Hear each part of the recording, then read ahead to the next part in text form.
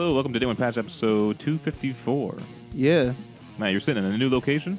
I'm sitting in Adriano's spot. And our basement's been raided. They stole our stuff. What's hilarious is it was there's like a bit of a weird like triangle of like knowing people, I guess. But it's like your band members took your band equipment to go to a wedding, which is for the brother of that band member, and I'm in the wedding party of the groom, obviously. I'm in the wedding party of the groom, and I helped unload your equipment without you there. Yeah. And then I came from that event to here to record. So It's been one hell of a day. been of a weird, small world, one might say. Yeah.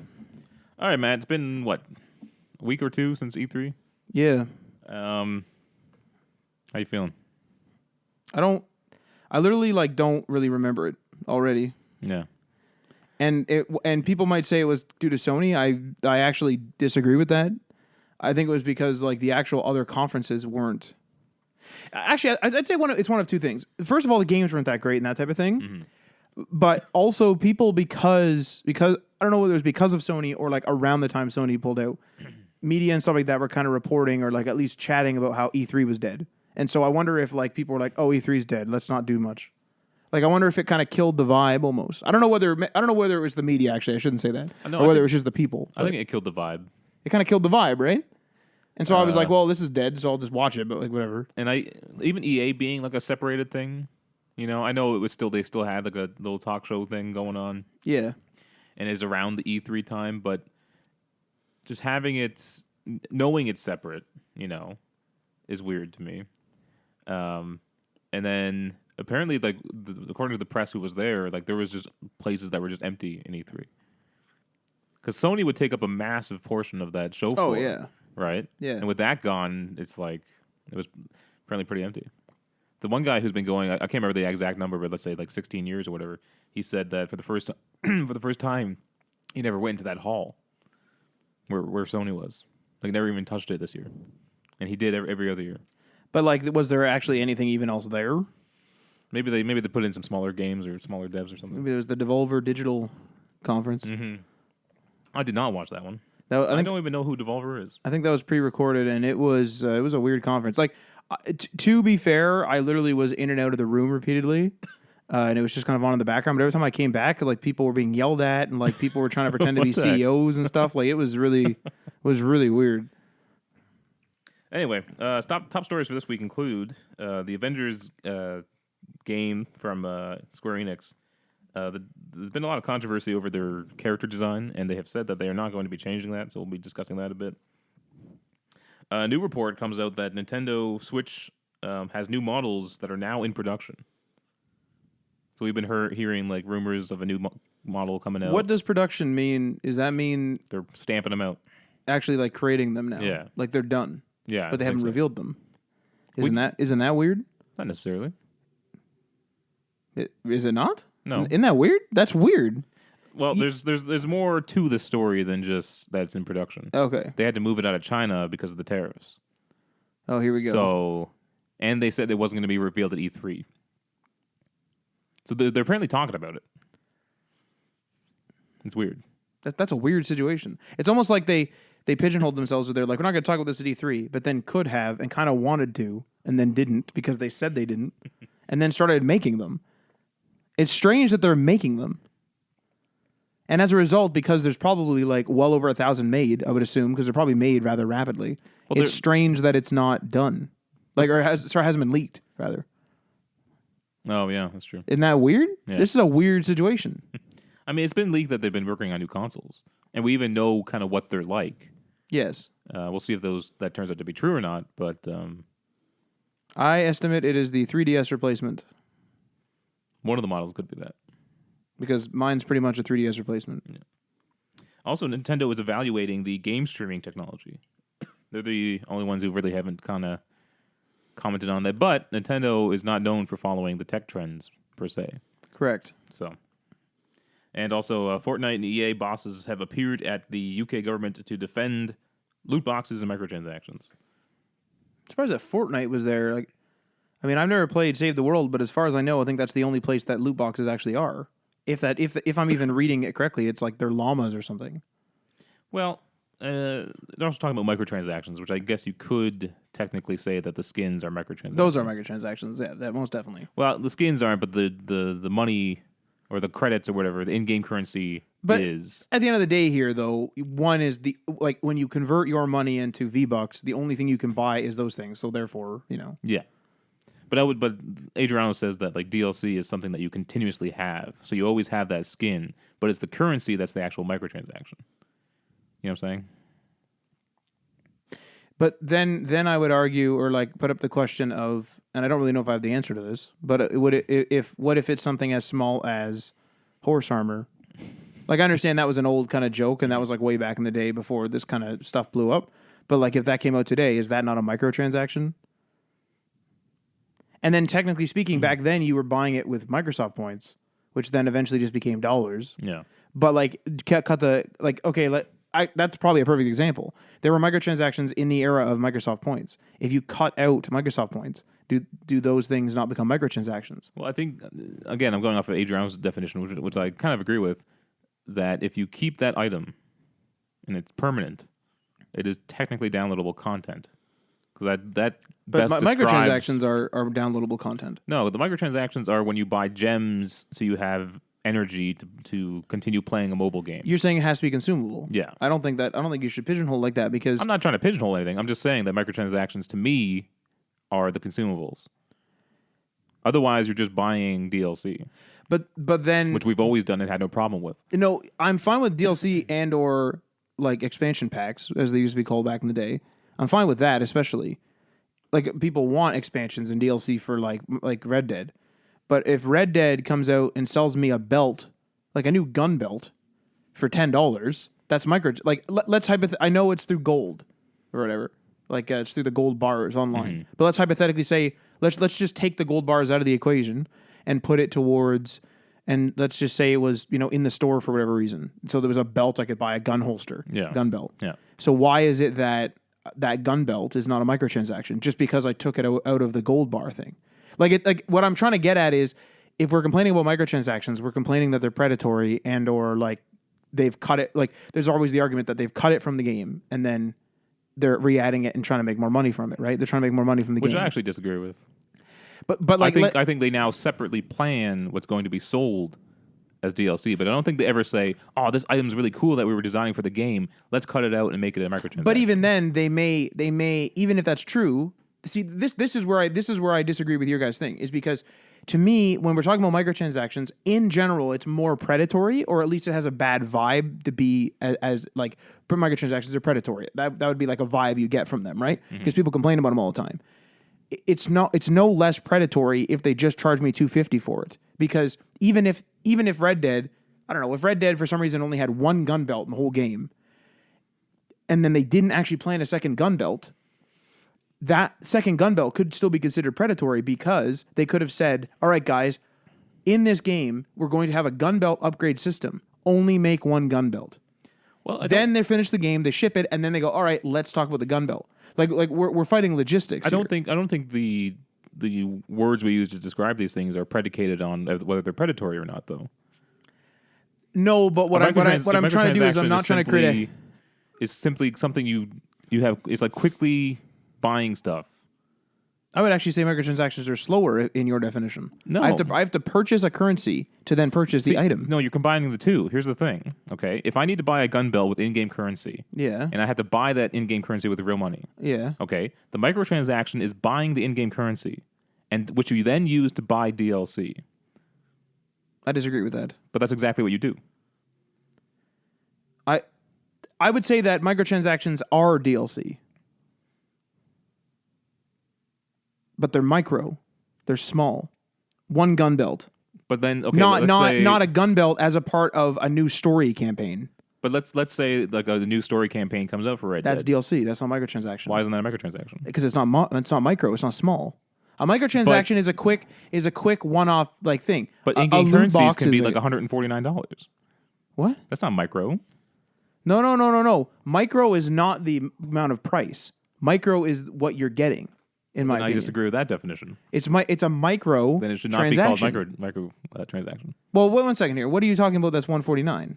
You can buy like 10,000 gold in like a. So you're saying mobile the app instant the name. price goes to a certain. So you're fighting. No, logistics. I'm not. I'm not saying you're not that. saying that. No. Okay, well then we're on the same page then, right? No, I'm saying microtransactions is saying stuff that is consumable. Something you quickly buy to use in game. That's outrageous because if you think about this, if you a prime example is actually Blades. Okay, so I do the Google Play surveys or whatever they're called for Google rewards, opinion rewards, whatever they're called, and I get like Google Play credit, right? Mm-hmm. So oftentimes in Blades, they'll be like, hey, this chest that was, I don't know, it's 50% off, and I'll have enough Google Play credit to cover it. So I'll be like, all right, I'll buy that. That's fine. It's free money essentially. I answered a couple surveys, so I buy that chest. That chest is a consumable, right? I consume the chest. It's a loot box. Gives me random items. It gives me a piece of armor. Now I can choose to keep that piece of armor forever, but chances are eventually I'm going to consume it because I'm going to level up past it and have better armor down the line. Now, is that armor a piece of DLC or is it a microtransaction? See, to me, no, but you guys are fighting logistics. Consuming isn't just, will I have it forever and it will always permanently be there. If I buy a piece of armor and I destroy it in the game, it's still, I could choose not to do that and have that armor forever. So then loot boxes are not microtransactions then? Yeah, no, I wouldn't say so. That's outrageous. I think that's outrageous. It's not outrageous. It's an opinion of the definition. How is that even? In my opinion, this is how it went. It went like games came out, like games just straight up came out, right? Yeah. We had games come out. We should probably move on because we're gonna get stuck on this. But games came out, and then slowly we had larger DLC at the time on PC called expansion packs, right? Then we started getting more online functionality. Let's say 360 era, and I'm generalizing this. Some stuff may have came out earlier or before, but I'm just talking in general from my experience. Games came out and it was fine, right? Mm-hmm. You would occasionally have DLC, okay, that came out for stuff, and Oblivion is a good example of that, where you would have things like the Shivering Isles and like big things like the Knights of the Nine and stuff like that. Now I don't know what you would call horse armor because it was kind of a joke at the time. It's kind of a meme now, so I don't really know what you'd classify that. Right. But like that's DLC, like the big boys, the Shivering Isles and the Knights of the Nine. Those are big. Those are expansions. Mm-hmm. But me going into Fallout 76, for example, and then purchasing. The purchase of the atoms is irrelevant. The purchase of the atoms is a microtransaction in and of itself. But to me, the whole thing is an encompassed microtransaction.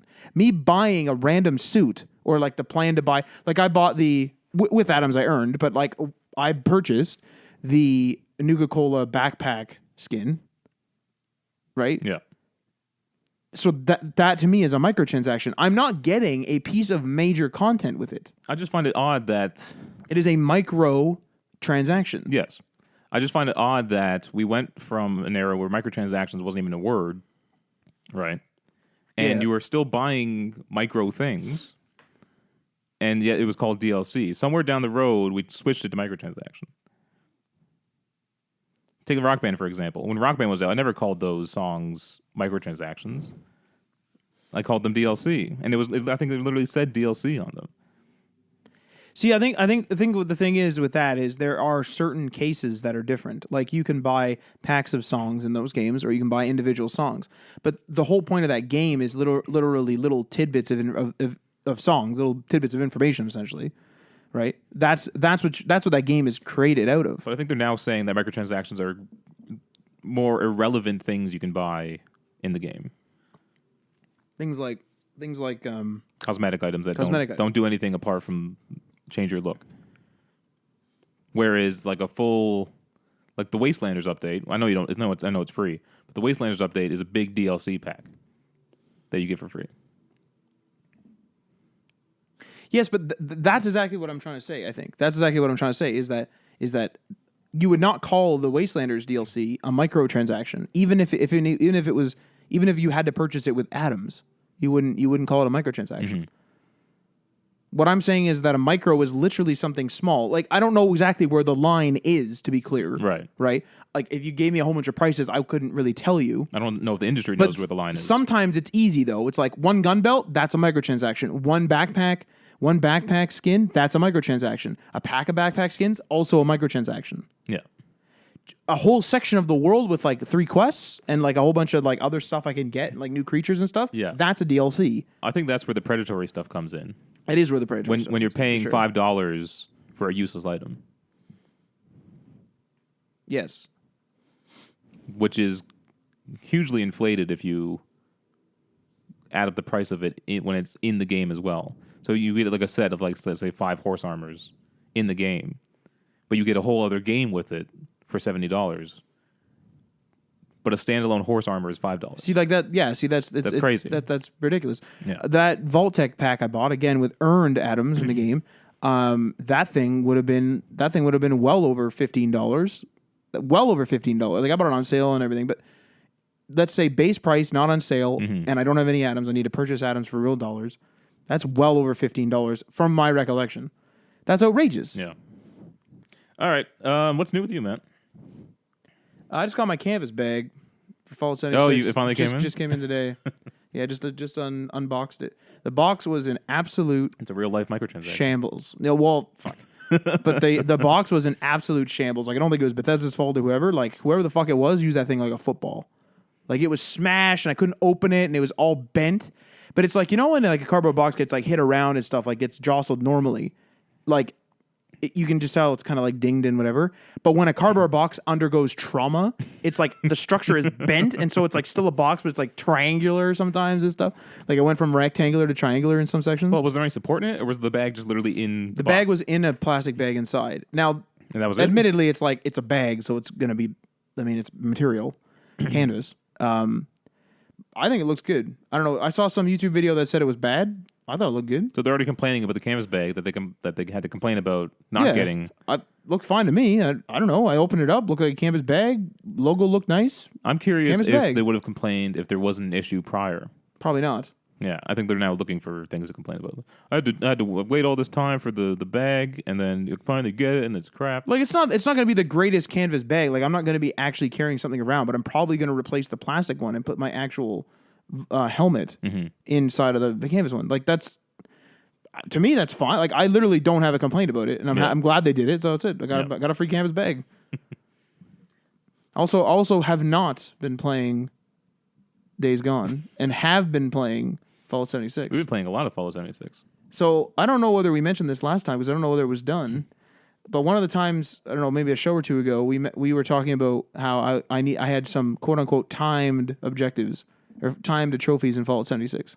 One of them being I had to do the Queen. Another one being I had to do the nuke, which I thought was going to require multiple people. Now the reason why I say it's timed is because I didn't want the community to die and not be able to do these massive. Kill the Queen is like a massive event. You need a bunch of players and crap. So like I didn't want that to happen. I didn't want the community to die. Then I could certainly summon the Queen, but then, and there was the Monster Mash event that was versus. I thought you would have to have multiple people in there. That was also incorrect. So I nailed out a bunch of stuff. I solo launched a nuke, with like really shitty power armor, by the way. So I solo launched a nuke at the Fissure Prime site, and then the Queen showed up, and it took us about 20 minutes to take her down. Like a bunch of the server went. Like I server hopped until I found a bunch of high levels in the servers. Kind of looked at everyone's icon, and then a bunch of us showed up, and it was fucking awesome. Like it had really bad frame rate, which kind of sucked. But like if the game was smooth, like it was awesome. The low levels were running around with melee or like lesser guns, and they were killing all the because it's like a scorched thing, right? So like. Scorched are being spawned and other scorched creatures like scorched Mirelurks and crap like that were all spawning. So they were kind of handling those mostly for us. And all the big boys, and I was one of them, we were all in power armor and we had like huge guns. So when I launched the nuke, it gave me a Gatling plasma. And I also have a 2-shot Gatling gun. And so I used all my ammo for the Gatling gun. And then I switched to the Gatling plasma, and that just like slowly, but like obviously melted her health. You know what I mean? It's like there's like a boss where their health is going down so slow, and then you switch guns and you notice like you can actually see the health drop a little bit. So the Gatling plasma really helped, but it eventually broke because it was low condition when I got it. But I didn't think we were going to be able to do it. I think you get 25 minutes to do it, and like her health went down to about half, and then because she's a legendary, her health regenerates all the way to full. Yeah, which kind of pisses me off. I kind of wish that the health bar was just like bigger. Like that's what I don't like that it heals because there's no way to stop it from healing. Well, it's kind of just like other bosses in other games that you beat down their health and then it levels back up. I think I would just like it be displayed maybe as a second health bar, even, or like an armor we have to break. I think that would just be... But you can see the stars, so you know it's going to happen. Yes. But yeah, we killed her. And so I banged out the I Am Become Death achievement trophy, which is launching the nuke. Then And that's actually a story quest, too. Yes, it's like spoiler alert, but like it's the final Enclave quest. So that's done.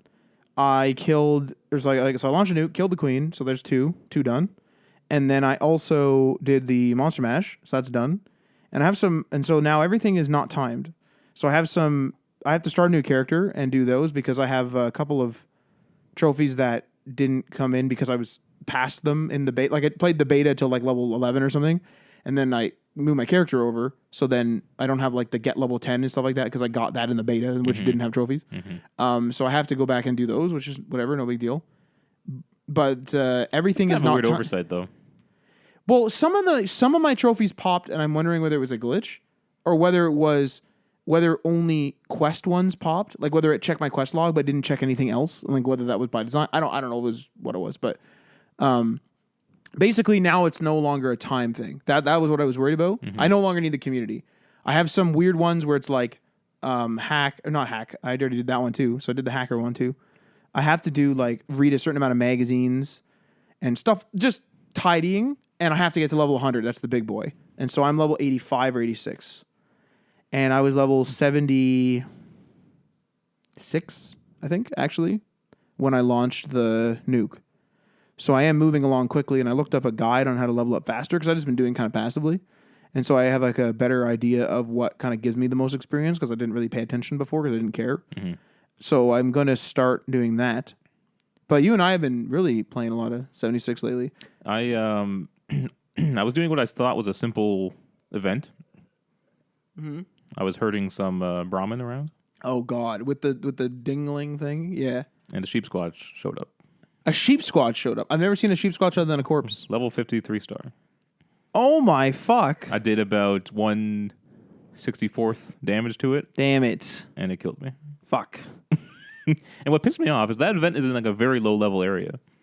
That's the Savage Divide. There's like level 5s running around. The Savage Divide is really weird. And so that was not fun. I question that game's balancing sometimes, but every time I find myself questioning its balance, I'm always in the Savage Divide. and so what I think is maybe happening is it's literally the melding point of low and high level area. Like Forest is a low level area, no doubt about that. The north part, I always forget what it's called, but it's like where Grafton is. That area, that's like mid, I'd say, and like not mid like 50 or like 25, like mid like. I'm no longer a total like noob, so I'm gonna go do some real quests. Like maybe like level 12 or something, and then like the Grafton and Charleston, or not Grafton, Charleston and the Ash Heap. Those are kind of variable a little bit as well. Like Charleston's pretty easy, but the Ash Heap has some hard parts. But it's like obvious. It's like that's a big facility. It's probably fucked. Yeah. But like the Savage Divide is the hardest. Like I've only ever seen one sheep squatch body. I've never actually. I didn't know how to summon a sheep squatch, like a proper one. I'm not sure if the event did it or not. No, it summons an Assaultron, which is like an imposter, and you have to, and like as you do the event over and over again, because it actually pings the whole server when it comes up. If you do the event successfully, you actually get different things like plans and stuff like that. So that gun we got, that unique gun that we got from the quest, it was like level 35. That's garbage to me. I got rid of it. But you can get the plan. It's like a % chance. So there's like one of the rewards is getting a White Wolf fedora. So I got that the first time. Then you can get the plan for that gun, and then you can get other things too, like the pieces of the sheep squatch armor, I think, or not. I don't know if it's armor or just like a costume, but you can get different rewards for doing that over and over again, which is kind of the benefit of doing it. It killed my Brahmin. Yes. Well, I went to that place to kill like foxes, because foxes always spawn there, that barbecue place. I never did that quest before, so I was like, oh cool. So I like was hurting my Brahmin or whatever. And I got right to the end, and a Yagwai, a Deathclaw, like, and one of them was glowing. One of them was level 80, and something else came in. I think it was a Mirelurk, and they started fighting. Saw the Brahmin and just fucking ripped the Brahmin to pieces. Like I couldn't do anything. And that's when I ran out of Stimpaks because I was trying to like protect the damn Brahmin. But like what's super interesting though, now you mentioned that, is I think maybe that's what you and I should be doing, is going up and down the Savage Divide, because you're not quite as high level as me, and I'm not like a super amazing player either. But there seems to be a lot of stuff and a decent amount of challenge. That's probably the best place for us to level up. I'd estimate. I think you kind of did me a disservice when we started the game, because you'd put so many hours in it ahead of me, and so whenever I play with you, you were taking me to these high level areas, and I was getting screwed over. Oh yeah. Because if you actually do the quests in order, it does take you through like a gradual leveling up path, so you're somewhat ready for those areas. But I was going into some pretty heavy areas without being ready. Well, there's a weird thing I had where no ammo. Like it seems to like I don't know if it still does this, but when the game first came out, for sure, it seemed to spawn the enemies based on the level. And so sometimes I'd find myself going into an area where people were like, "That's a high level area," and I would go there, and it's like no one has been around for a while. No high levels. So like I would spawn there and they'd be like reasonable levels, like level 10s or something, so I could fight them. But then sometimes I'd go to a place, even if I was like level 50, and like a level 98 would be there, and I'm going to get my ass kicked because I'm a fresh level 50. I haven't like tweaked my character and stuff. No. So. All right. Turned out to be a good game. It's pretty fun. I got a new quest, actually. Remember I was saying yeah, so like I actually did have some quests. I don't know, that server was fucked. When I messaged you about the fact that I had no quest. So I do have a few, not very many, but I have a new one now. So I got my first possum badge, and then when I was doing that, these prison marshals came after me and they started trying to kill me, and so I like picked up the arrest warrant, and then I have to go to that prison that you and I were in because apparently there's something going on where I'm a wanted man now. So playing Red Dead now. Playing Red Dead, yeah. All right, let's hop into the stories. Yeah, so the Avengers game that was announced at E3, getting a lot of backlash, similar to the Sonic backlash, where people were upset with the design. Now, the developers are aware of this, but they are not going to be changing the character's design, unlike the Sonic movie. But they did, however, say that it's pre-alpha, that footage, and that the textures and like it'll have like more level of detail and have overall polish when it releases.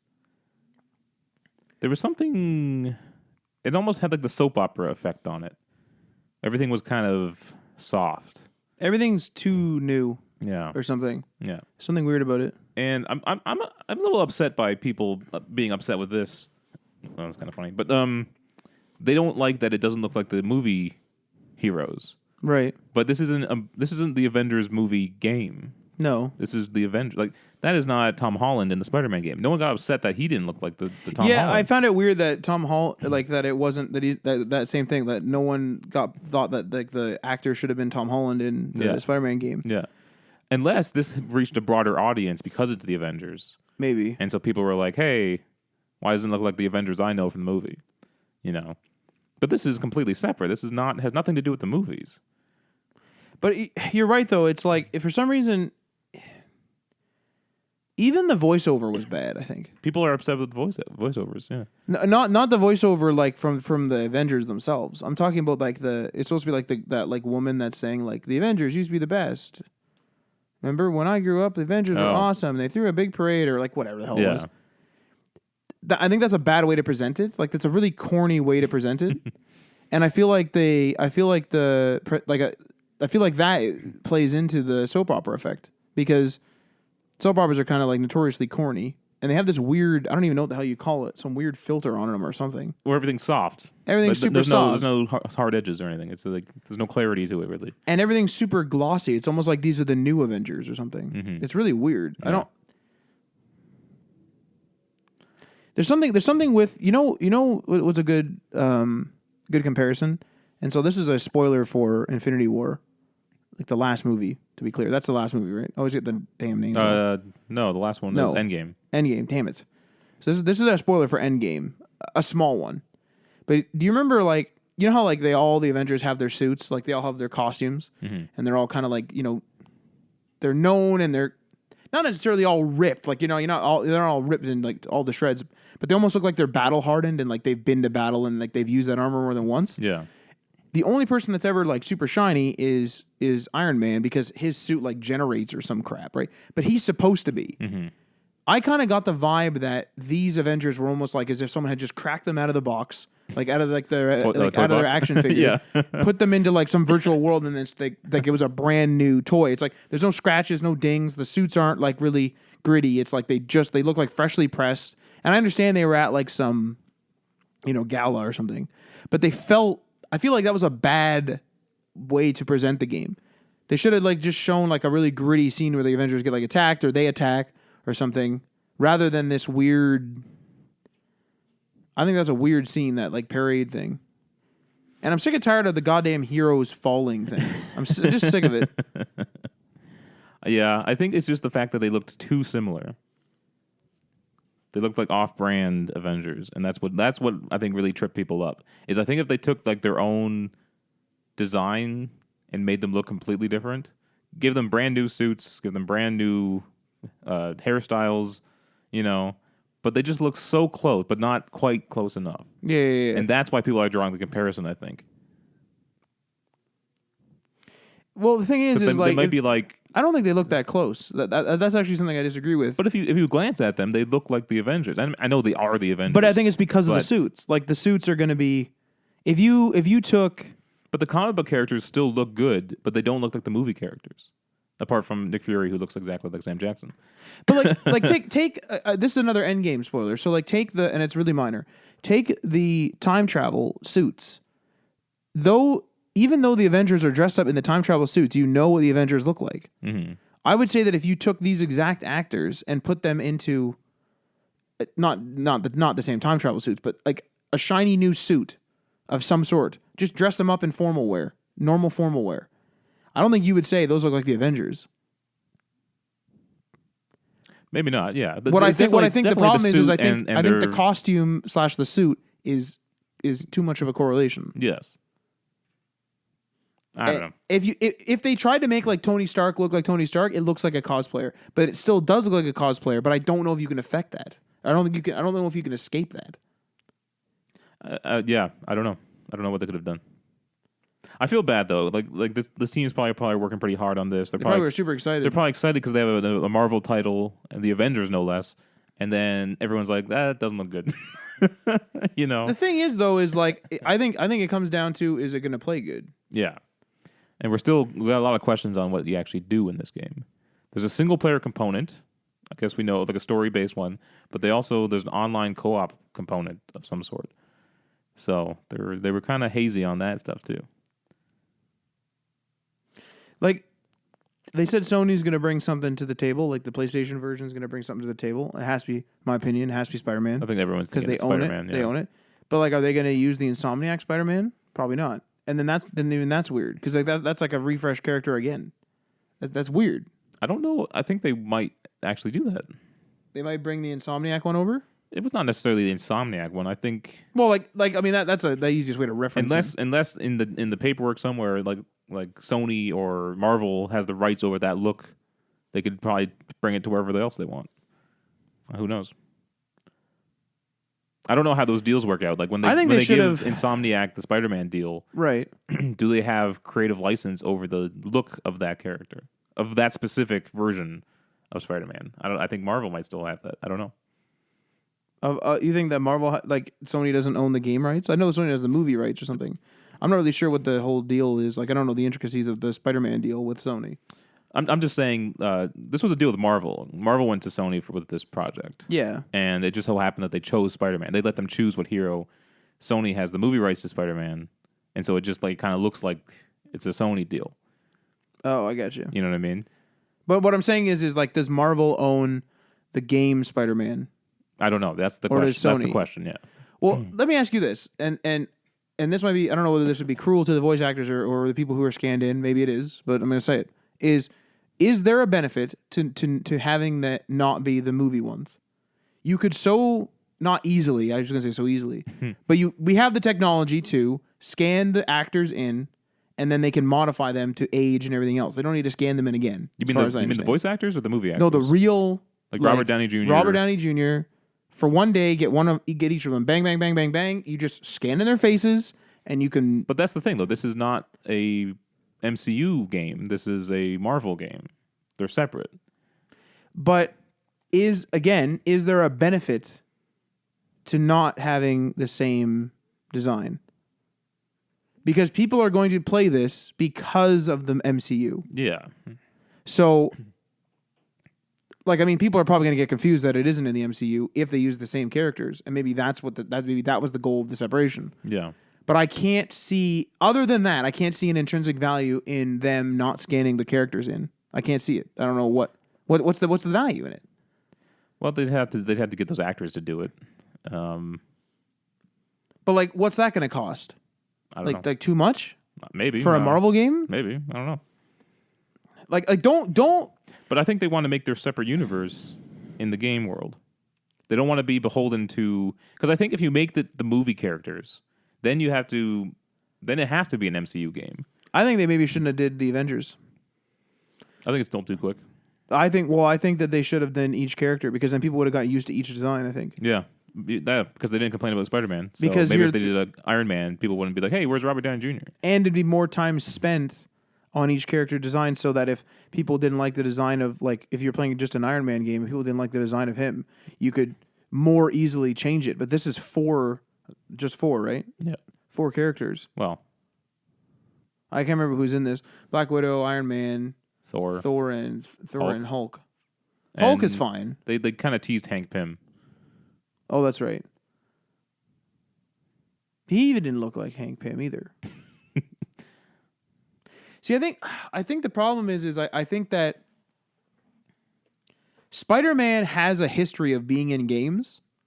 The Avengers do not. And we've also seen 3 movie Spider-Mans. We've seen 3 movie Spider-Mans, but the thing is like we do see the Avengers, not necessarily in the form of the Avengers, but we do see the Avenger characters in things like Ultimate Alliance. Mm-hmm. But that is, with as far as I remember, it was Iron Man with his like mask down. Like you don't see Stark. You don't really see these characters too much, and if you do, they're incidental. It's just like, oh, that's Iron Man, whatever. Oh, he's going to close his mask and we're going to go shoot things. Like, it's really incidental. Whereas this is, like, trying to be more intimate with the whole, like, character drama and stuff like that. And I think that it's harder to... There's something wrong with their hair also in that scene. Yeah. It looks like everyone has an afro for some reason. But it's like... You know how, like, when hair in a game glitches and it's, like, kind of see-through because it's, like, trying to load or something? They all looked like that to me. It looked very, like, Lego hair pieces, too. Yeah. Like it was just stuck on them. And it was, like, poofy or something. Wasn't natural, yeah. It was really... And then there's that scene with Tony Stark where he's like all disheveled and got long hair, and yeah, it was just it's goofy, lame. yeah. I think that... Are you gonna get this game? Yeah. Even though with the characters as they are? Because I understand it's not an MCU game. I don't like the design of the characters. Yeah. They look weird to me. Yeah. But that's not gonna stop me from playing the game, especially if it's good. The gameplay could be great. We don't know yet. So This is the team too who made the first 2 rebooted Tomb Raider games, which I really enjoyed. So I'm hoping they can do something with this. I'm not saying anything against the gameplay, but that character design is questionable. It's weird, yeah. All right, let's move on. This is a new report from the Wall Street Journal that what are we reporting on stocks today? Oil surges, like fuck. Well, this new model of Switch could boost Nintendo's share price. So apparently they're going to get 2 different new Switch models. One's just going to be like a refined, original, typical Switch, right? Yeah. And the other, let me see here. I think the other is going to be like a lower spec model, and that might be the replacement that you're talking about for the 3DS.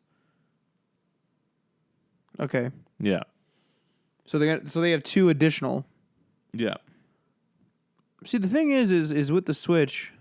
Okay, so it says one is said to have a similar form factor to the existing model, but feature better components. I was about to say, I wonder if you could do like a Pro version or like a Switch X version. Some Switch 4K? I bet you it's going to go up to 1080 or something. Like it's going to run 1080 like on the handheld itself or something. Well, what's the handheld? 720? And then 720, docked yeah. is 1080? I think so, yeah. For some games, right? I've never docked it, so I can't confirm myself, but yeah. And The Witcher 3 come to Switch. That's incredible. See, I wonder if this is going to be a new 3DS type of deal where some games, which are very rare, are only for the new 3DS or the new 2DS XL. I hope they don't do that, yeah. But I wonder if that's what this is. I actually wouldn't be surprised at all. This is the new Switch. That'd be a shame. It's pretty soon after it just launched, though. It's only been out like a few years, right? The thing is, though, is if you have an old 3DS, I can't think of anything but like I know there's 2 games that I used to know of. I can't remember their names that would only play on the new, and I can't think of another. So I guess one of the reasons that this has kind of been delayed is that they were going to produce it in China, but then some American tariffs came on, and they're now looking for other Asian countries instead of China to produce this thing. But Wall Street Journal reports it is now in production, so they are now making them. Interesting. I might pick one up. I've been waiting for the refresh since I heard the rumors of it. But do you want so you're going to buy the refresh? You're not going to buy a lower priced regular model? No, I think I'd get the refresh. Although better components, though, what do you think that could be? Better screen, maybe? Better screen, probably. I would assume it's probably tempered glass or on the front. I don't know if that's actually what they use normally, but like is it a glass display? No, it's plastic. I put a tempered glass screen protector, but I'm not sure whether it's considered tempered glass on phones by default. I don't know. I think it's tempered glass. I don't know whether it's something different though, because they use sapphire and crap on the like the screen on the buttons and stuff like that sometimes, or the camera cover. So like God knows what they have in there now, but like it's not a glass. What I mean is like there's a glass screen on phones, and I put it feels good on mine because I put the glass screen protector, but I wonder if they'll actually have a proper. That'd be nice. A proper glass screen. As for the other things, I'm not sure what else they could kind of improve on. Well, that's what I mean. Is like I wonder if they're just going to keep this form factor forever, and they're just going to keep making it more and more robust, like better processor, better RAM, whatever. Yeah. Speaking of Nintendo, they are currently evaluating game streaming technology. So they haven't announced anything officially. We know that Xbox is doing their xCloud thing. PlayStation has PlayStation Now. Google Stadia is coming out. Nvidia has their streaming service. So everyone's wondering where Nintendo's what they're doing. They said that Nintendo is monitoring the technology, going on to say that for now at least, Nintendo is focusing on physical game sales and sales to the Nintendo eShop. Streaming is certainly interesting technology. Nintendo is keeping a close eye on it, and we're evaluating it. We don't have anything to announce right now in terms of adopting that technology. And then new president of Nintendo of America, Doug Bowser, he has said, "Damn it! It's always interesting to see what others are doing in that space. We're always interested in how various new technologies can enable different ways to play games." Well, I can see that the Xbox project coming to Switch with that whole like Xbox Live on Switch thing. Yeah, what the heck, eh? Although, if I remember correctly, I think it's like what is it? It's like I think Cuphead is on Switch. But I think it's just like in the store. I don't think you have to download the Xbox Live app. Unless when you download it, it does. I don't own it, so I don't know. Is there an Xbox Live app? That's what I thought there was going to be. But I thought the services will just be available to games on Nintendo. I thought it was an Xbox Live app, but I never found it. I didn't see it. But I don't look in the store that often. I imagine you're just like when you're in Cuphead, you're allowed to connect to your probably allowed Xbox to sign profile. In with your you're probably allowed to sign in with your Microsoft account or whatever. Yeah. But like I wonder if they allow that. I wonder if they're going to just let Microsoft kind of let them, because then like Microsoft probably as a return would allow you to stream Mario and stuff, but probably only on Switch or whatever. Yeah. So it'd be interesting to see if Nintendo gets into this, but I mean they're never worried about new technologies or being late to the party. You know, people buy their consoles regardless because they love their games.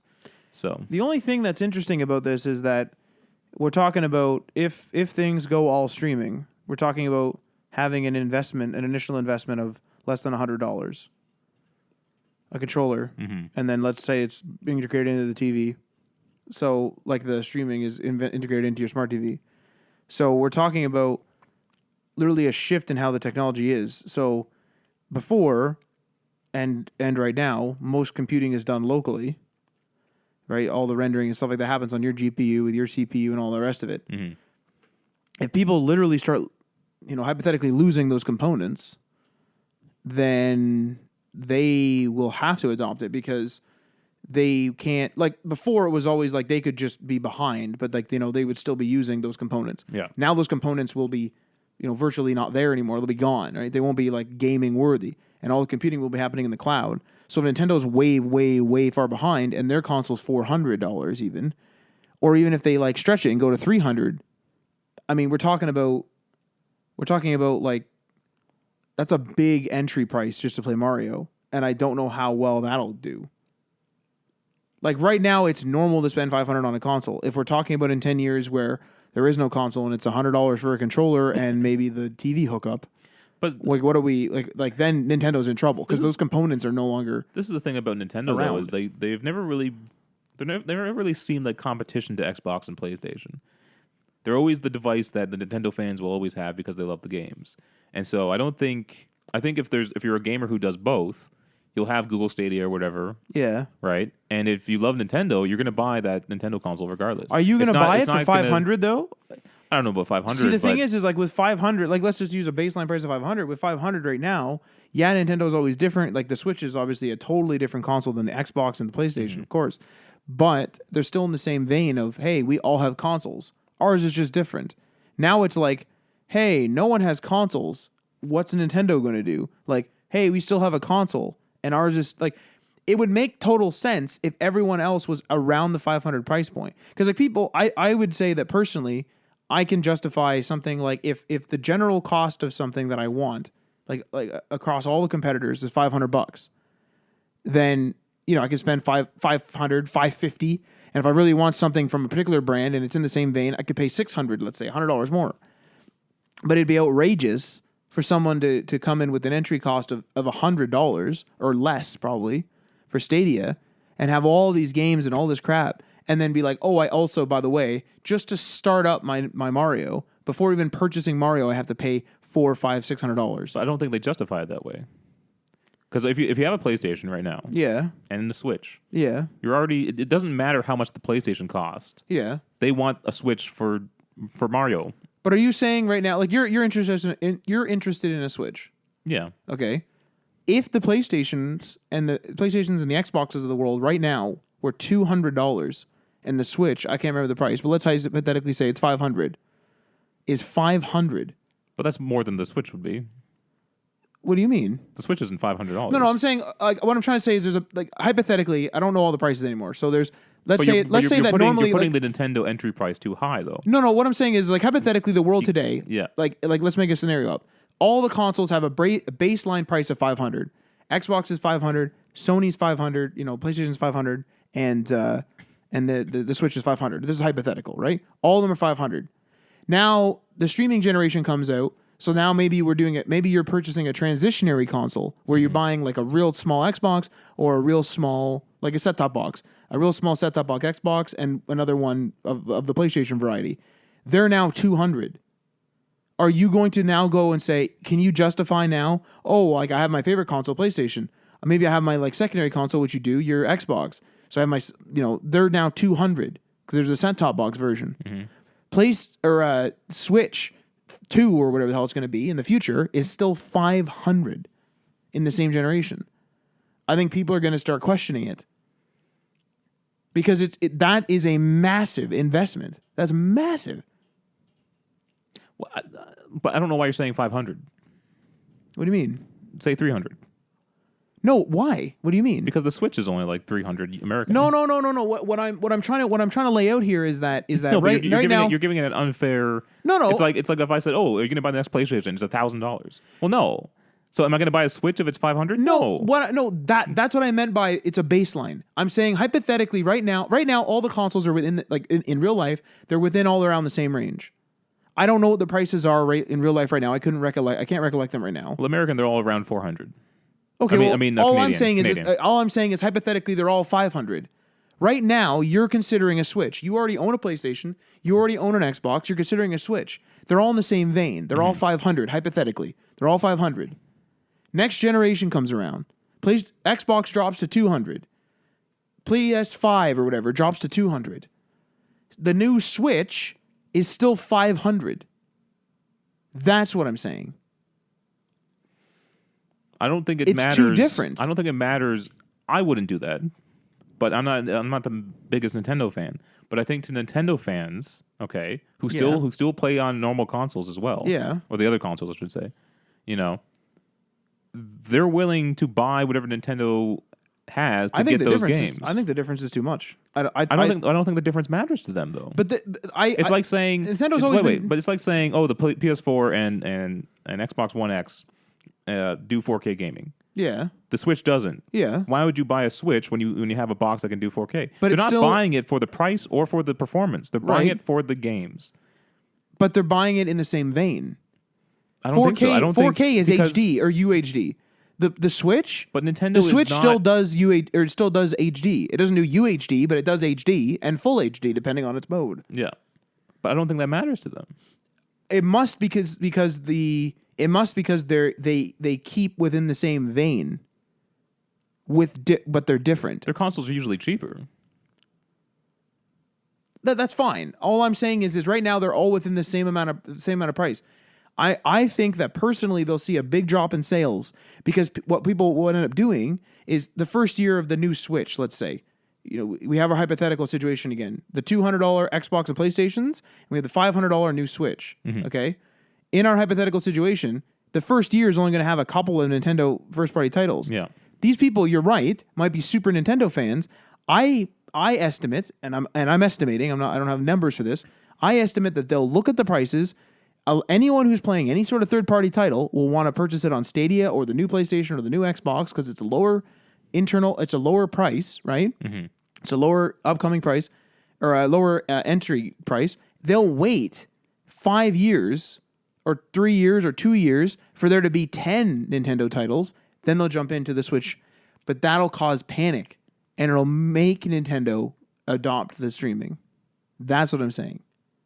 Because I would never purchase, and I would say the biggest of fans, of course, the people who don't care about $500, of course they're going to buy this stuff, right? That's fine. But what does Nintendo offer?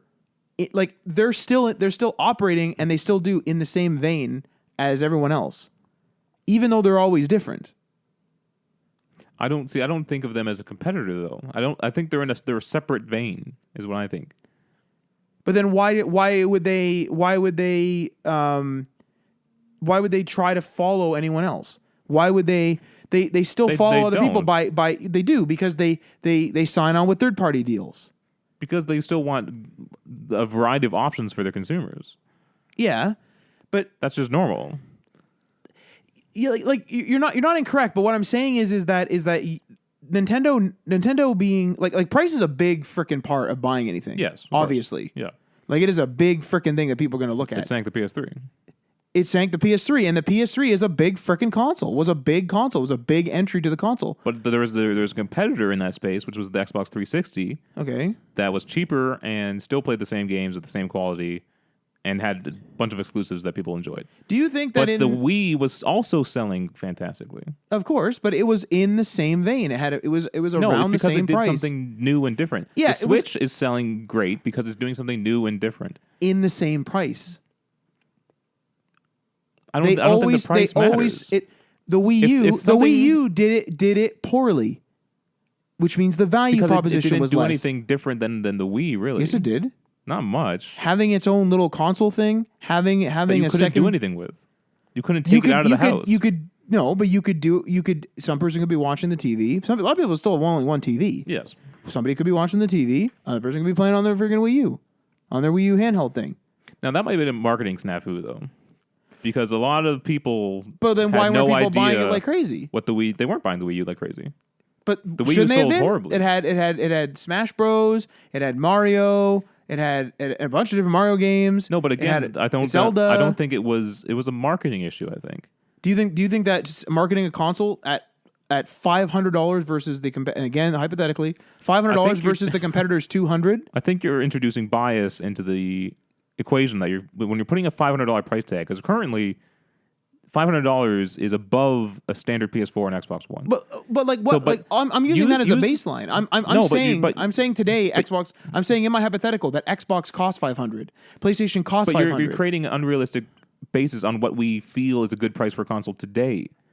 I would say that around $500 is about what people pay for a console. Around $500. No, it's not though. That's my problem with you saying $500 after tax.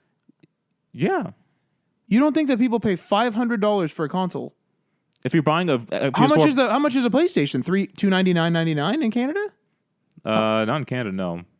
Well, that's what I'm talking about. Like we're in Canada, and even then, it's still like ebgames.ca. If we literally just want to purchase, I'm not going to do that. I'm just going to type in PlayStation 4, and we'll take a look at just like the straight up shopping tab in Google, and this is google.com actually. So there's an Overwatch Collector's Edition. Okay, This is just a game, $234. Okay, so fair enough. So like, we're talking about high prices now. PlayStation 4 Slim 1 terabyte gaming console, $379.99. That's $400. Not with tax. It's around $400. No, but even then, like I'm not introducing bias when I'm saying in my hypothetical. $500. Okay, people. All right. They're all $400 then. Let's remove the $500. Okay, they're all $400 then. Okay, hooray. The other one's double now. Yes, that's outrageous. People didn't buy the Wii U because it didn't have a good value proposition. It stayed alive due to the fans, but it didn't do well. They had to cut a model months in or a year in or something. Yes. They had to cut that white model, that lower model. They had to cut it, get rid of it. Mm-hmm. You're saying that Nintendo doesn't need to adopt the streaming. I'm saying that if everyone starts going into streaming and having a much lower entry cost, which is what this is doing, it's actually a much more expensive over time, but it's a much lower entry cost. If we are introducing more subscriptions, which we probably will be, I think Nintendo is going to get kicked to the curb. Then I can't see that happening. So you're saying that somebody would be willing to spend an additional $300, let's say, on Mario because they got to buy the game. So that's in Canadian prices, that's approximately $100. And then you're talking about an additional $200 in our $400 baseline price scenario. So they're for Mario. All in, they're going to spend $400 on the console, which is $200 more than everyone else, and $100 on the game. Yeah. For Mario. You think people are going to do that? No, but it's not just for Mario. It's for they do something different with the console. The Wii U didn't. Yeah, and it failed. No, the Wii U did do something different. The Wii U did not provide enough value in its innovation. The Wii U was innovative. That's fine. All I'm saying is I don't think that people buy the Wii or buy Nintendo products based on the price of Xbox and PS4. I disagree with that. You think the only reason I completely disagree they with that. buy a Switch is because it is similarly priced? No, that's not the only reason. But that's a big reason in your mind. Absolutely. It has to be priced within the market.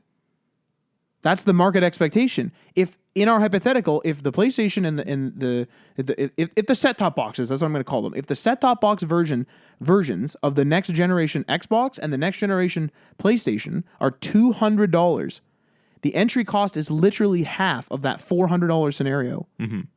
People are not going to pay double to play Mario. I don't think it's not just for Mario. What else? Whatever innovation they do with their next gen console. The Switch is selling because it is doing something different. That's why they're buying those. The Switch is selling because it's mobile. Yeah. At the end of the day here, yes, it's innovative with the different Joy-Cons and stuff like that. I would say the excitement is the fact that it's mobile. Not that the Joy-Cons necessarily come off. If the Joy-Cons didn't come off, I could see them still selling a bunch. Maybe, yeah. Like, maybe less. But it's still doing something different than PS4 or Xbox One, which are just powerhouses. That's all they are. Think about this, though. It's like you don't consider certain... I don't know, what's something that's expensive? You don't consider certain cars is a good one with a massive different price range. You can get like a $3,000 car, like even in Canadian dollars, you can get a $3,000 used car. You can literally go up to like $1 million for some specialty car. You don't even consider those specialty cars. Now, I understand that this is a much smaller scale, but now we're talking about, well, Nintendo has a cool innovation. Their controller detaches even more now or something.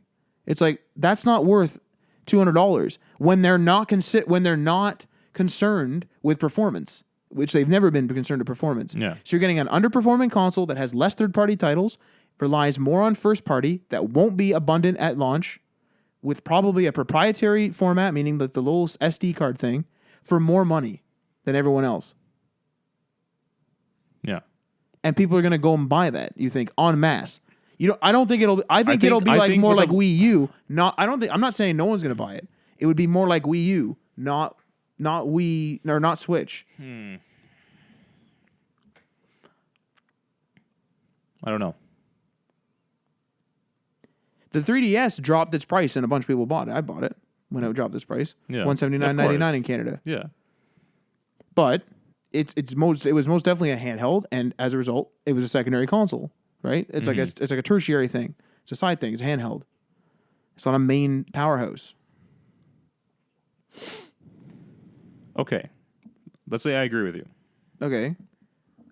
but you also believe that there will be game or hardware from Sony and Microsoft Yes. that also run the games on their system. Yes. Those systems will be your $400 or $500 price. Yes, that's fine. So will Nintendo not still be fine? Then they'll be fine. Yes. I'm literally talking in the scenario of you're saying that Nintendo doesn't bother itself with keeping up with stuff. Yeah. If Microsoft and Sony go completely streaming or mostly streaming, and they release cheap set-top box solutions, that will force Nintendo to join the streaming revolution because they are innovative, but they always stay within the same vein as everyone else. Oh, everyone's going HD. They're late, but they go HD. Everyone is going. Like everyone's talking about mobile games. They start making mobile games, and then they make their console mobile. So that's their innovation. But they still have the dock to keep it as a home console, and then it even better graphics. It has 1080p now. I think it's hard to make predictions because Nintendo's track record is so spotty. So we all know the NES and SNES were like pretty revolutionary consoles for their time. Sure. They were the big thing of that era. Sure. Then when you start to get to the N64, I heard did not sell well I think that's correct. because it was apparently it was expensive. Yeah. And then the GameCube did not sell well, as far as I know. Right. And then the Wii seemed to be a fluke. It was an underpowered console compared to the other guys. Yeah. Didn't have HD, but it had something that everyone obsessed over: The motion controls. motion controllers. Yeah. Okay, and so it sold 100 million plus. It sold a whole bunch. Then the Wii U comes out, does horrendously. Yeah. And then the Switch comes out, which is really just a portable Wii U, Yes. and it takes off. How do you make a prediction on what happens with that company going forward? Well, I think it's the staying in the same vein idea. It's yes, they'll do an innovation that is unpredictable, meaning in this case it was the mobile and the Joy-Cons and the whole mobile setup is an unpredictable piece. I mean, actually, I predicted it. If you listen way back on the show, I said basically invented the Switch on the show, but it's like word for word. I said we need Nintendo we need a tablet. We need a tablet that has a dock. I remember saying that, but no, it's like yes, the innovation itself is unpredictable because it's an innovation. However, they're always in the same vein. So Nintendo this brings into started. question though: why didn't the Wii U work? The Wii U didn't work because it wasn't a good value proposition. The account was there was a whole bunch of problems, right? Like we had accounts locking to the hardware where it was like my Wii U broke and I lost that Nintendo account. But was that a concern to new buyers though? I don't know if they knew about Okay, that. well maybe not. Okay, but that's a problem. That's one ding in the record, even if it's small. Okay, the fact that it wasn't just mobile, okay, that's weird. But it was still innovative, but it's still weird. Mm-hmm. The fact that it wasn't marketed well, it's another problem. The fact that it had 2 tiers and the one tier was like literally useless. Like if you bought that other console, you had to buy more storage. It was a pain in the ass, right? Like, I don't know anyone who has a white Wii U. Yeah, You know what I'm trying to say? That's true. Yeah. And so what we're doing is people, even though people will claim, we're fanboys and this, that, and the other thing, we're gonna buy Mario and stuff like that. At the end of the day, they're gonna compare it. If they're gamers in general, like there's obviously exceptions to every rule, but if they're gamers in general, they're going to look and they're going to say, my Xbox or my PlayStation is way better for the price than a Wii U. I ain't fucking buying that. And they did this, and the PlayStation is a prime example of that. PlayStation is a big entry. They thought, we're big enough that we can go out at $700. They got killed. It killed them in the beginning. Mm-hmm. They had to adjust it. They had to. Because you outpriced the market. People are like, fuck this, I'm going to the Xbox. Even though the Xbox is broken. The 360 at the time was broken. We're going to go Xbox. Yeah. It killed them. But the Wii U was in the same vein as the PS3 and 360 at the time. Way underpowered. No, but so is the Switch compared to the PS4. But it's also... This is what I'm saying. Nintendo is impossible to predict because you don't know when their people are going to buy those systems. But the Switch is also different. The Switch does 720p, so like 720p is relatively like that probably helps a fair bit, and 1080p to be honest probably helps a fair bit when we're talking about some consoles can go up to 4K, right? So that probably helps a fair bit with performance because you're rendering less pixels and all that stuff, of course, right? Mm-hmm. That probably helps a fair bit. Then we're talking about like right now computing is kind of like computing can like take off and whatever, but like you can keep an older computer running for a longer amount of time. The same with that logic, the same goes for a console. Mm-hmm. So like people can bring like games, like older games, like The Witcher's an older game. They can figure out how to like, tweak it and maximize the performance with older components, and they can put it back in there. Yeah. Whereas something like the Wii U was so underpowered. Like it was underpowered below the PS3, and the PS3 couldn't do party chat while a game was happening. Yeah. So like, how do you even like? Why even bother at that point? I don't know if that's a concern to their consumers. Well, maybe not be a concern to their consumers, but it's a concern for them because if no one buys the console, then third parties don't jump on. If there's no games for the console, then people don't buy the console. Mm-hmm. Only the hardcores buy the console, and therefore, like I bought one launch day because I thought it was gonna be awesome. But I am curious though, how many people are playing those third-party games on Switch? Probably a bunch. Yeah. If people are excited for things like Witcher, yeah, because you got to remember here what you're essentially doing is you're saying, but back in the day it was like back in the day meaning just like a few short years ago, it's like Skyrim 2011, it comes out. That thing is a console, a home console, or a PC experience. The most mobile you can get out of that thing is literally bringing it with you via a gaming laptop. That's the most mobile you're going to get out of it. Now it's like Skyrim on the Switch. This is a mobile console, mobile, I don't know if it's considered mobile first, but it has a bunch of mobile components. It's made for mobile, and it can be plugged in to your TV like a regular home console. You can just literally pick that game up by unplugging it from the dock, walking out, and just having it with you. Mm-hmm. That's the innovation. That's why people got excited for it. That's why game devs started jumping on and people started buying it. That's what I think will keep them alive. If they can figure out a way, let's say this is the dreaded scenario of Xbox and PS4 go all streaming, in on streaming next gen. Well, no, they're not, but in the future. Okay. The thing that will keep Nintendo alive is if they can do something different enough, like the Switch did, that gets people to buy it. Now, if they just come out with another Switch 2, it might. You're right. People might not buy it when there's a cheaper option for those games. Sure. But I think if they can find a way to do something that excites people, they'll buy a $400 console from Nintendo, regardless of the price of the streaming service. It's got to be one hell of a thing if they're that far off. But clearly, that's what sells their consoles is the innovation. It's what it's sold innovation the Wii, and it's what sold the Switch. It's innovation priced within the market. If the Switch was literally just the dock itself, and it was as powerful as it is right now, and it was sold at the price point that it is right now, and it's comparable, right, to the other consoles.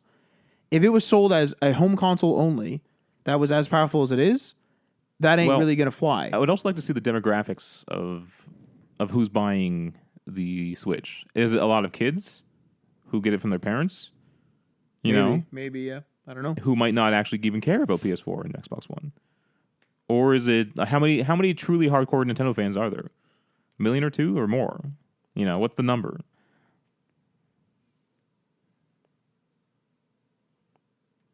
I don't know. It's a good question because like the Wii U like survived, but like barely. Yeah. And so it's like, what kept it alive? Was it the hardcores? Was it sales? Like, what the hell kept it alive? Well, the sales of the consoles always boosted when when Smash launched or something like that. But see, that almost proves in of itself. It's like some people are only fans of certain Nintendo titles. And with that being said, with every Nintendo title that comes out, if you're a Nintendo fan, the value proposition increases. First game, it's not a massive value proposition. 2 games, okay, now it's getting better. 3, 4, 5, okay, now we're talking, right? Yeah. Now we're talking 5 really big games. All right, let's hop into our last story. So this is the ongoing debate over microtransactions. So Fortnite and EA had some of their people show up at the UK government to defend loot boxes and microtransactions. These executives included EA Vice President of Legal and Government Affairs, Kerry Hopkins, and EA UK Country Manager Sean Campbell, as well as Epic executives Matthew Wessinger, director of marketing, and Cannon Pence, general counsel. Look at all these guys. Bringing their legal team. A whole legal team Bringing of all these big companies. Whole fucking lawyer They spend team more than there. 2 hours answering questions about their games and how they handle loot boxes, microtransactions. The big quote taken away from this whole event was said by EA, who described their microtransactions as not microtransactions, but what did they say? Surprise mechanics. And they said it's similar to toys that come with surprises, such as Kinder Eggs and Hatchimals. Technically, they're not wrong. My argument there is that you get like something else with it. What, the chocolate, you mean? Yeah. You get a guaranteed thing with it. But are you buying it for that? I buy for the chocolate. It's the same question of the. It's. I mean, I don't know how mystery they are, but the McDonald's Happy Meal used to always be like, here's one of, you get one of 6 toys. But you're buying something else, and you get the surprise as a bonus. It's almost incentive to buy it. But for the picky kid, they're there for the toy. They're not there for the meal, the chicken McNuggets or whatever it is. I don't know. It's a good question. I don't know. I liked McDonald's when I was a kid, so I just wanted McDonald's, and the toy was like a good side thing. So I just got the Happy Meal. I was a pretty picky kid, and I was just there for the toy. Anyway, they said that loot boxes are quite ethical. So that's a weird way to put that. I don't know about that. Yeah.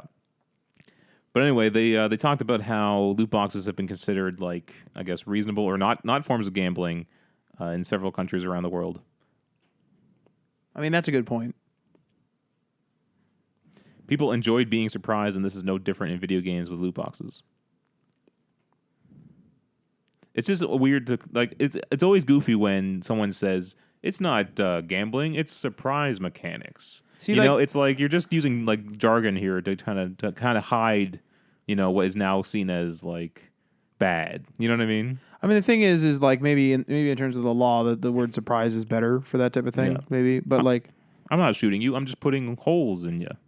Yeah, I didn't kill you. Like, the bullet in the fall did, or whatever. Yeah. Yeah. So it's just goofy to me. But anyway, I wonder how long this fight's going to last, and I wonder how it's going to end.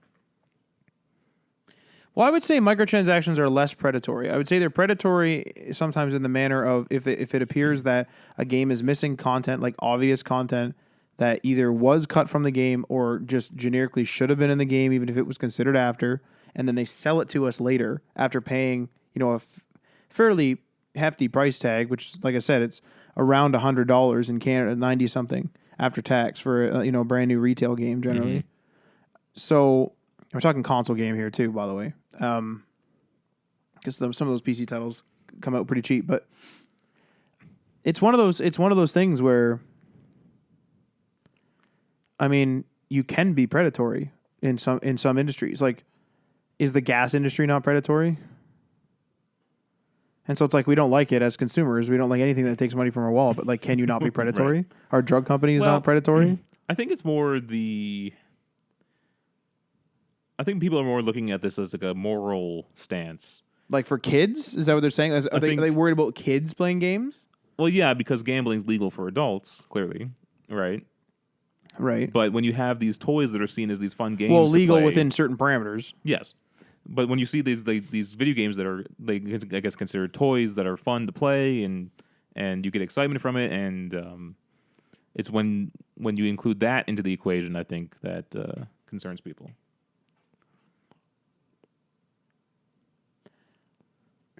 I don't know about.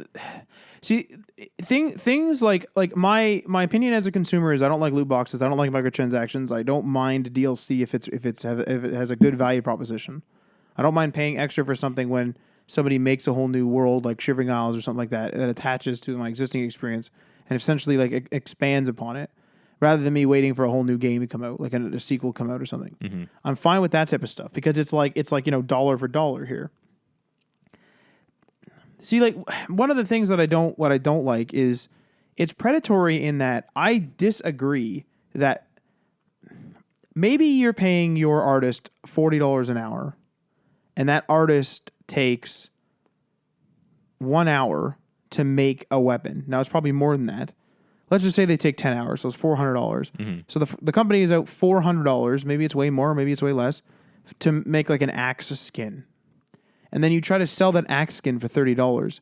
People might say like, well, that's a pretty good deal. Not really when millions of people are being sold this item. Well, we also had that one infamous story about the Mass Effect Andromeda where some guy paid $30,000 for one thing. You know what I mean? Like it's like that would cover the entire work that guy did. That's his entire salary. Like how does that even like how do you even spend that much in a game? Like I think this is where the predatory thing comes in. Like admittedly, you could purchase, like if you take it in the real world, you could purchase $30,000 worth of gas, but like you need a heck of a lot of freaking place to store that gas. This is like a digital item that like may or may not be consumable, and so it might just go away as you use it. That might play into it too. That we don't value digital goods as much as physical goods. If I had if there was like a little toy horse, in a store somewhere, yeah, you'd pay $15 for that toy horse. But when you buy a digital toy horse, people think $15 is too much. Well, I think it's because I think part of it is the law of supply and demand, even if it's more subconscious. This is unlimited supply. There's an unlimited supply. They're literally copying that file and like sending it over, or like letting somebody download it. And you download a copy of it. And yes, digital goods can. There's like always the argument of like, well, Green Man Gaming can sell out. Yes, but that's due to codes. Right. But you could go to the actual source of the game and probably buy it, right? Epic or Steam or whoever. And if something's new, let's say like a new toy came out, it's essentially unlimited. They're going to produce as many as they need to sell. Like a real toy? Yeah. They're never going to say, "Oh, we ran out of stuff. Sorry, we can't sell anymore." I don't know if I'd agree with that because things like that Power Armor Edition was like highly. But that was a limited edition thing.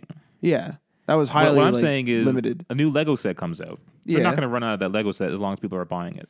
You know what I mean? Chances are, yeah, you're right. You're never going to like go to a store and be like, "Oh, we're sold out," and you call up Lego. No, we don't. Sorry, we can't make that anymore. But it is harder to get. Like if you didn't know about it, or if you got into Lego late, if you wait too long, yeah. But see that's the thing is that's what they're basically doing with digital goods. Is digital goods are generally not valued as much, and so to add value to it, they add limited availability to it, like with timed events and that type of thing. And that's the thing. That's why they're doing that, is because they're trying to get you to come in and play, try to get you to come in and use the stuff, because then you start associating a value with it. Yeah. Like if you started grind, like a good example is Fallout 76. It's relatively difficult to, and I know some people are going to be like, no, it's easy. Well, that's nice. Call me up and we'll have a discussion about it. It's relatively difficult to get ballistic fiber in the volume that you need to reliably always repair stuff with the workbench repair. So now they offer, you can purchase with Atoms, which is a premium currency, repair kits. As a result of that, like that item wouldn't exist. Like that's why they didn't increase the amount of ballistic fiber in the world, because now they're like, oh, well, let's just, the demand for repair is up. Let's just charge money for it. And like that type of stuff is kind of like predatory at that point. And I think it does depend on how much you value your money. But like also time though. How much time do you spend with getting ballistic fiber to only get a small amount? Let's say you play the game a lot. So you get a fair you can get a fair bit in the game, but it's every 24 hours and then it'll respawn, so you have to go back. Yeah. So like let's say you do play a fair bit and you use up all your ballistic fiber. Now we're talking about being on a leash of, do you need to do this weird thing where you like constantly create new armor to like it's weird, like you're kind of like hacking around the system, but you're kind of working around it, or should you just purchase repair kits? And I think that's the value proposition of people being like, well, I play this game all the time, I'm just going to buy repair kits so I can just repair stuff. But I'm just saying, like, I noticed that before I had a stable job with a steady income, I kind of disliked microtransactions more. Of course. But once I got that job, I've now found myself buying microtransactions. But like regularly, like I think that's the question of like every single time you hit a wall of any capacity, or you see something that you like, are you just buying it? It's more something I like, yeah. But are you doing that every single time, or are you thinking about it? It's multiple factors. It's like it has to be obviously with a game I like. Right. So like I did it for Overwatch, I've done it for Assassin's Creed Odyssey, and I've done it for Fortnite. So it's games I spend time with and care about. See, but I consider it less whether I want to actually buy something or not. It's now like, oh, I like that, buy it. I think that comes with anything, though. It's like if that's why people who get rich buy fancy car. It's just something that people do. A big house, whatever. I think that's just sort of like because you're like, oh, I have an abundance. I'm going to go buy an abundance, But there's a lot of people out there who like buy one game and that's their game, But like because they can only afford a few games per year. That axe skin is not worth $40. No, that's the thing. Yeah, it is not worth $40. You can tell me it is. Like one of the classic things people say, and like I'll watch like a fair bit of like antique selling shows to prove my age here, like an old man. But like I watch a fair bit of like antique selling shows, and like one of the things is like they always say that something's only worth what someone's going to pay for it. Now I understand that people are like literally paying for this, but I feel like they almost feel like they're obligated to because it's instant satisfaction, it's instant gratification because it's right there, it's digital. That's the predatory aspect. But even if it's Amazon Prime where it's 1 or 2 day shipping, that part, like, sure, there's gonna be a little bit more impulse buy when it's 1 or 2 day shipping, maybe, but it's still a delay, and people are still going to be like, "Oh, I don't really need this. I don't need to. And I'm not going to be at home. I'm not going to be there ready to grab the package or whatever. The heck with it. I'm not going to do this because I got to go and physically pick up a good. Whereas like a digital good, it's like, oh, good, now I have this. It's just too instant, and so people are like, I can't believe. Like, I personally, seriously can't believe the amount of money people spend on microtransactions. I can't believe it. Like, how the fuck are we selling things like that John Wick skin? Like, I had to put a decent amount of money into it, but I also saved up a bunch of V-Bucks, right? I had a bunch already saved because I wanted that skin. But it's like, if I had to buy that thing outright, like, what are we doing? Like, that's like buying another game, and that's one skin. Yeah, it's one skin. I have like 50 skins or something. I have a bunch of skins. This is the weird thing about the games in the U.S. though, is that they haven't increased their price in over 10 years, and that's unusual, I think. See, but the thing is though, is so the games are more expensive to produce. Yeah, and they never increase the price. Is the amount of demand going up for games? Yeah. Well, then problem solved, right? It's a law of supply and demand. If the demand is going up, but the price is staying the same, it's probably because the demand is increasing at a steady enough rate that the price is remaining the same. Now, yes, maybe they're taking more of a loss and then trying to make money on microtransactions, which they make more on. But if they're looking to be less predatory, in my opinion, because some people will say that microtransactions are not predatory, but in my opinion, in general, not always, they are to an extent because of the price point generally. It's the price, yeah. It's the goddamn price. Yeah. I asked you guys this. I said, how much, like, if microtransactions weren't 30, 40, 10 even dollars, right? If they weren't 10 and up dollars and they were 99 cents, how many microtransactions would you buy? I'd be buying them left, right, and center. And I probably would be doing the same thing as well. Now, I would have restraints, but... That was the whole iTunes model. Yes. The Pokemon Go model is a prime example of that. You want to raid more to get this Pokemon because there's like a random chance of you getting it when you do these raids. It's 99 cents to do a raid pass, or you can sometimes buy in a special bundle, like a special bundle of stuff that includes a bulk amount of raid passes, right? One raid pass per one play, and you get one free a day. That's what it is, right? Yeah. So they're kind of keeping you on that leash, but it's 99 cents a piece. I estimate that, yes, there's obviously the hardcore fans, but if someone were to, or if Niantic were to change it such that you had to buy the $20 or $30 pack to get raid passes, even though you still get more, like maybe they're worth like 99 cents, like they're 99 cents each, and you buy them in these packs, they're like, less. They're like 80 cents each or something like that if you do the math, right? Let's say Niantic says, all right, we're pulling out the 99 cent raid passes, but we want to only offer you a pack of them. Yes, some people will do it, but it's still more predatory than allowing somebody to only pay 99 cents. It's like the bulk buying thing. And that's what loot boxes are doing, is they're causing people to bulk buy things because they're trying to buy something that has a random chance of them obtaining it. Yeah. And yeah, people can say like it's the surprise or something like that. I think that's bullshit. But also comparing it to Kinder Surprises, that's like a $2 toy, $2 chocolate. You know what I mean? Or less than that even. And you wouldn't buy a Kinder Surprise for some kid that's allergic to chocolate, as a prime example. If they can't consume the chocolate, you're not buying them a Kinder Surprise. Like, you're not cracking the Kinder Surprise open, washing the thing, and then handing the kid the little pod thing with the toy in it. But yeah, and you're not like craving that one Kinder Surprise toy, oh, I need this one. I really need it badly, so I'm going to buy 10,000 Kinder Surprises In general, just to get it. in general, people doesn't don't do that. necessarily happen, yeah. But anyway, that's all the time we got, Matt. Thanks for joining me.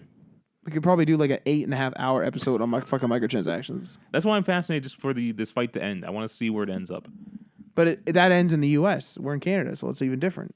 Yeah, well, that was the UK. That Raise the debate. price of the games, I think. I mean, that would increase ours even more, and ours are pretty expensive. I'd say they'd be priced at $129.99 before tax. Oh my god! I mean, I wouldn't stop playing games. Oh, maybe But not before tax. That probably hurts, after tax. That hurts a lot, though. But the thing is, though, is it's a psychological hurt. And what sucks is a lot of people that I know don't really buy microtransactions or buy them very few. If the game was better for being a little bit more, then I'd be more okay with it. Yeah. Because like something like, I mean, obviously Fortnite was free, but imagine paying again close to $100 Canadian from Fortnite, and then also buying, like, if you were to purchase that John Wick skin outright, that's over $40, I think it was Canadian. That's why people really get angry when you buy the game and then there's freemium type content like that in there. Yeah, it's a pain in the ass. Yeah. The Shadow of War was a good. I think is that the second one. Yeah. Shadow of War is a pain in the ass. Like those stupid premium things. This is useless. Buying premier orcs. So I just don't have to play then. Yeah. That was the funny part, that they like just buy your way past the whole point of the game. Yeah, so I'm just gonna buy myself to the end, and then so I can get to the credits. Like, what the hell is going on here? You really want to see those credits, yeah. Apparently. All right, thanks for joining me, Matt. We're on Twitch, twitch.tv/day1patchmedia. We stream every Wednesday, or try to at least, around 8 p.m. What do we stream right now? We streamed 76 yeah. for a bit. Yeah. We're doing Which got Marty and Laura excited for it. They want to jump on the 76 train. Oh, they were watching it? Yeah, especially with the Wastelanders update coming out in the fall, so be a good time. I'm worried about that update. I know fucking worried about that yeah, update. but you have reason to be cynical. Correct. Yeah. So, all right, we'll see you. Peace.